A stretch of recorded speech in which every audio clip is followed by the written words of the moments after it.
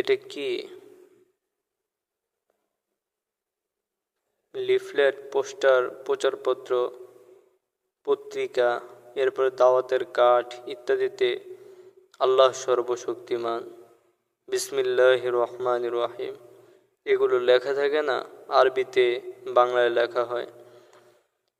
কিন্তু কোরআনের আয়াত লিখিত এই কাগজটিকে হেফাজত করা হয় না, বরং ময়লা আবর্জনায়, পেশাব পায়খানায় ও রাস্তাঘাটে যত্রতত্র পড়ে থাকতে দেখা যায়। হ্যাঁ, এবং এগুলো পায়ের নিচে পড়ে, পদতলিত হয়। এটা কোরআনুল কারীম। হ্যাঁ, এটা সম্মানিত কোরআন। কোরআনুল কারীমের প্রতি মারাত্মক বেয়াদবির শামিল হয় এটা, যা অত্যন্ত গুনাহের কাজ। তাই এক্ষেত্রে বিসমিল্লাহের পরিবর্তে বিসমিহি তাআলা লেখা যায়।